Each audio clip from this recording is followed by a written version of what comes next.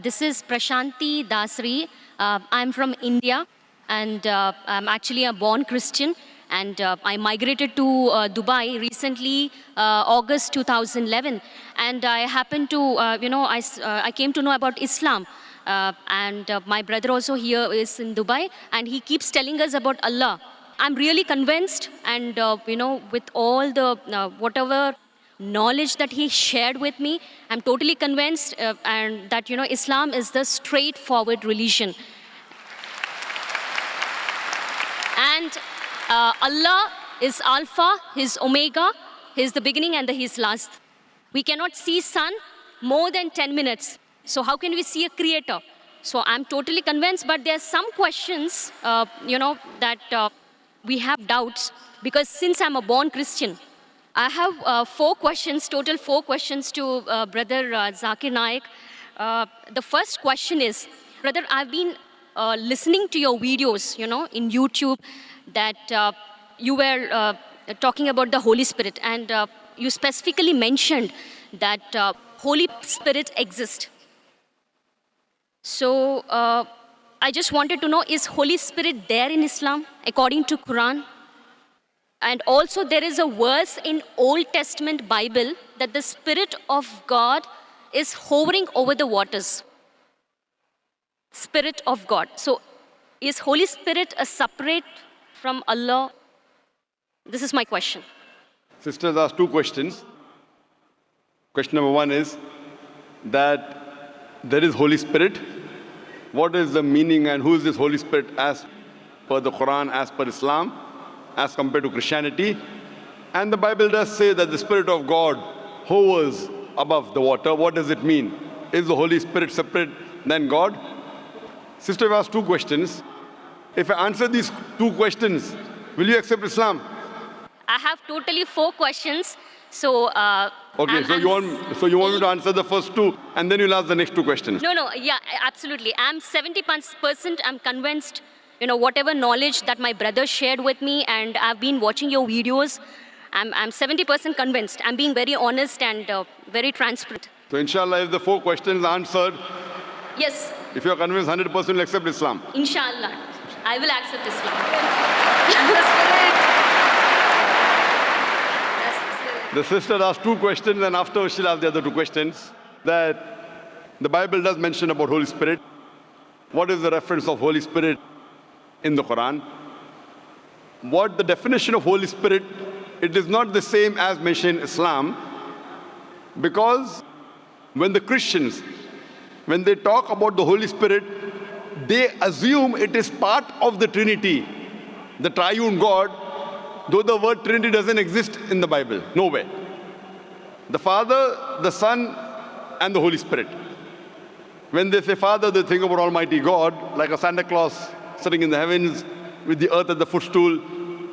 When they talk about the Son, they think about Jesus Christ, peace be upon him, like Jeffrey Hunter in the movie King of Kings, with blue eyes and good nose, not a polyp nose like a Jew. When they talk about the Holy Spirit, they think about dove that came in Pentecost, or when Jesus Christ was being baptized. What is the Spirit that's mentioned in the Quran? What I believe is Quran talks about Archangel Gabriel. You are one of the angels sent by Allah subhanahu wa ta'ala, and one of his roles was to get the revelation to Muhammad sallallahu alaihi wasallam. And many other roles he has got. So we believe in the Archangel.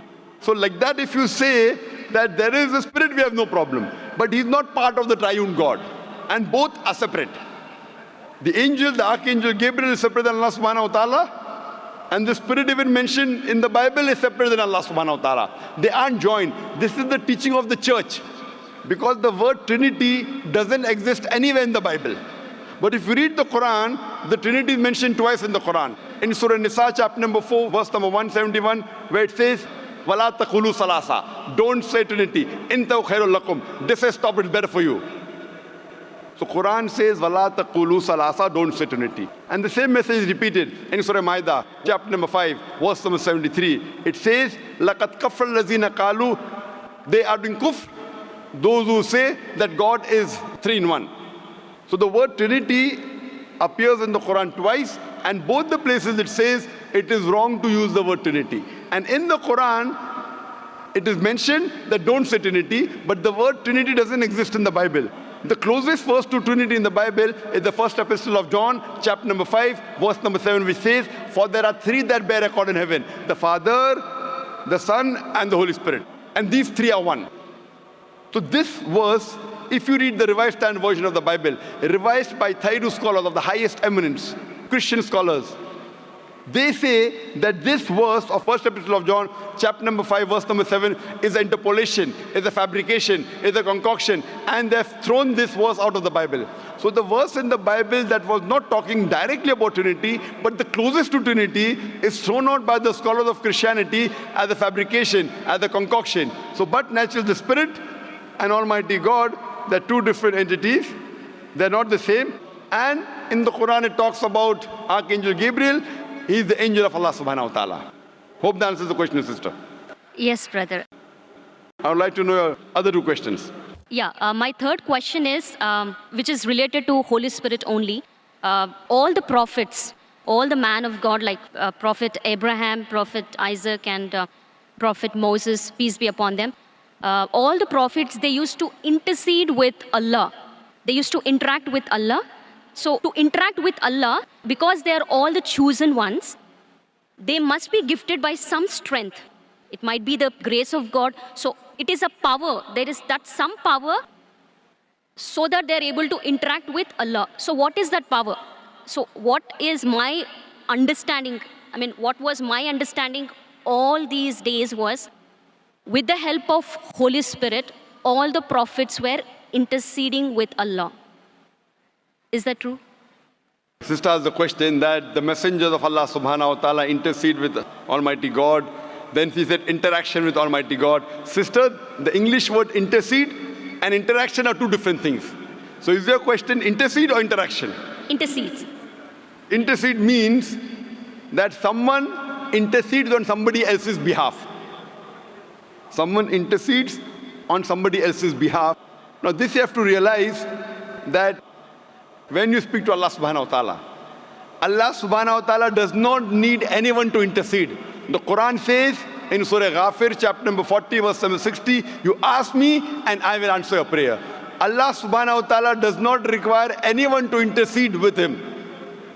Why? And people give the example that, when you go in a court of law, when you're presenting your case to the judge, you hire lawyers. So like that, the messengers of God are our lawyers. This is okay and logical for a judge who is a human being, because the judge does not know who is the criminal, who is the robber. So the lawyer helps the judge to understand who is the criminal, who is the robber, who is not. But Allah subhanahu wa ta'ala has ilm ghaib. He does not require anyone to prove to him who is good, who is bad. So it is wrong to say intercede. Yes, someone can pray. A messenger can pray for other human beings. And Allah says in the Quran that Allah subhanahu wa ta'ala does not require any intercession except who He wills on the day of judgment. So on the day of judgment, Allah says He will give permission to certain people to intercede. And there are hadith saying that this special favor will be given to Prophet Muhammad, peace be upon him. So what we know from the history of all the other scriptures, as well as the Quran, as well as the hadith, that the messengers of God, they interacted with Allah subhanahu wa ta'ala. They prayed for others. But if we use the prophet to intercede, that means if I pray that if I go through this prophet, following the commandments of prophet is good. But if I pray to somebody else besides Allah subhanahu wa ta'ala, that's what many of the human beings do. They pray to human beings saying they are closer to Almighty God. So if we pray through Him, God will accept our prayer faster and better. This is wrong. We have to pray to Allah subhanahu wa ta'ala directly. These prophets of God, they are messengers. Yes, they have special powers. They have special powers.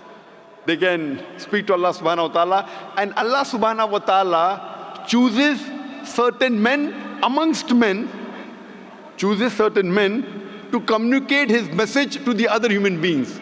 These chosen people of Almighty God, we call as prophets or we call as messengers of God.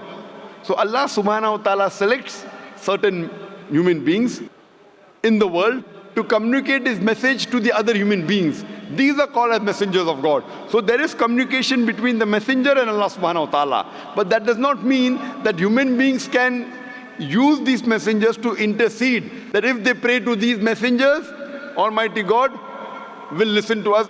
This is the teaching of the church, that you believe in Jesus Christ, peace be upon Him, and all your sins will be forgiven.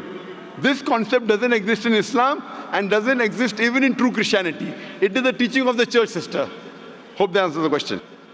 Yeah, my final question is, in New Testament, in one book of Acts, Paul mentioned about tongues. What do you say about tongues in New Testament? According to Islam, is that it's totally eliminated, it's not there, or the gift of tongues existed at that time? Sister asked the question that Paul said about tongues. If you give me the reference, I'll be in a better position. There are many things mentioned in the Bible about tongues. There are many verses in the Quran which speaks about tongue. If you give me the reference what you're talking about, I'll be in a better position to reply to you. But generally, there are many statements in the Bible talking about tongues. And also says, if you read the Gospel of Mark, it says that anyone who is a believer, he will be able to understand foreign tongues and speak foreign tongues. That means if you are a believer in God, then you can understand foreign languages and you can speak foreign languages. So that's what I did when I had a debate with Dr. William Campbell. I gave him a 100-rupee note. And the Indian 100-rupee note, as you may be aware, since we have got 22 official languages, I read in English 100 rupees, Hindi says 100 rupiah. I asked him to read the other 20 languages, if he's a believer, and he could not. There are many references in the Quran talking about tongues. If you read the Quran says in Surah Rum, chapter number 30, verse number 22, that Allah subhanahu wa ta'ala has created the human beings in different colors and tongues, so that you should recognize each other, so that the men of understanding will understand. Furthermore, the Quran says that on the day of judgment, your tongues, your organs, your hands, they will be witness for you. What you did right, what you did wrong. There are various hadith of the Prophet talking about the tongue. So there are many references in the Quran talking about the tongue. There are many references in the Bible that talk about tongue and how to test a believer. Hope that answers the question, sister. Thank you. And my final question. Okay, I have a Muslim friend and he suggested me to read Bible Old Testament. Okay, he specifically mentioned to go through the Old Testament in Bible, and then he said read Quran. But as you mentioned specifically, that Quran is the final revelation given by Allah. So as a Muslim, what do you suggest me? Because my friend, being a Muslim, he said, follow Bible, Old Testament, and then read Quran. So, sister asked the question, one of her friends told her that first read the Old Testament, then read the Quran. Sister, it's not the must. If there is something like the Old Testament and the New Testament, then there's something like the last testament in the Quran. So when the Christians say Old and New Testament, this is the last and final testament of Allah subhanahu wa ta'ala. Now, I'm asking you the question. Suppose you have different versions and editions of a book. For example, you have gone to a medical college. Other than a medical college, Professor Keith Moore wrote some books. And his book had first edition, second edition, third edition. So would you read the first edition or the latest edition? Of course, I'll go for the latest. Latest, correct. Yes, if you really love the first edition, I'm a fan of the first edition, then I said, no problem, read the first edition, then read the last edition. So if you're so much hooked on to the Old Testament, and your Old Testament is close to your heart, then the Quran says in Surah Imran chapter 3 verse 64, Ta'alaw ila kalimatin sawaim baina bainakum. Come to common terms as been us and you. Then I would say that if you're so much hooked on to the Old Testament, no problem, read the Old Testament, then read the Quran, at least agree what is common. And when we read the Old Testament, New Testament and the Quran, we come to know that the thing that is common in these scriptures is that there's one God and He deserves to be worshipped. He has got no image, he is not begotten. It further says that Jesus Christ, peace be upon him, is not God. And both the scriptures say that the last and final messenger is Prophet Muhammad, peace be upon him. So sister, now are you prepared to accept Islam? Of course, yes.